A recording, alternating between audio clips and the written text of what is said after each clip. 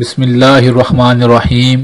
میرے بھائیوں اور بہنوں، کل قیامت کا دن، جس دن نبی بھی نفسی نفسی پکار رہے ہوں گے، اس دن 7 ایسے خوش نصیب لوگ ہوں گے جن کو اللہ اپنے عرش کا ٹھنڈا سایہ نصیب فرمائیں گے، حالانکہ اس دن اللہ کے عرش کے علاوہ کوئی سایہ نہ ہوگا۔ وہ کون خوش نصیب ہیں؟ یہ بخاری اور مسلم کی روایت ہے۔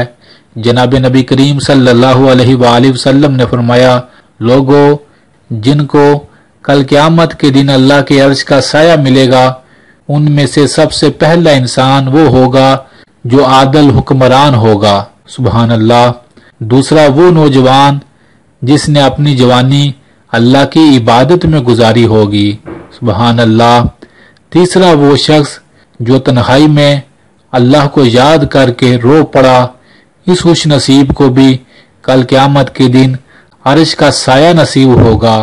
چوتھا وہ شخص جس کا دل مسجد کے ساتھ لگا رہتا ہے۔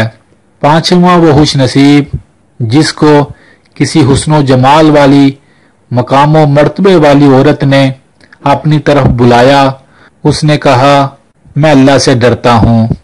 یا وہ عورت جس کو کسی حسن و جمال والے مرد نے، مقام و مرتبے والے مرد نے بلایا اور اس نے کہا نہیں میں اللہ سے ڈرتی ہوں، سبحان اللہ۔ اگلے وہ 2 لوگ جو آپس میں صرف اللہ کی خاطر ایک دوسرے سے محبت کرتے ہوں گے، ان کو بھی کل قیامت کے دن عرش کا ٹھنڈا سایہ نصیب ہوگا۔ 7واں وہ خوش نصیب جس نے اس قدر چھپا کر صدقہ کیا کہ اس کے بائیں ہاتھ کو بھی نہ پتا چلا کہ دائیں ہاتھ نے کیا خرچ کیا، سبحان اللہ۔ تو میرے بھائیوں اور بہنوں، حدیث ہم نے سن لی، اب دل کی گہرائیوں کے ساتھ جب تک زندگی باقی ہے ان باتوں پر عمل کرتے رہیے گا، کیوں؟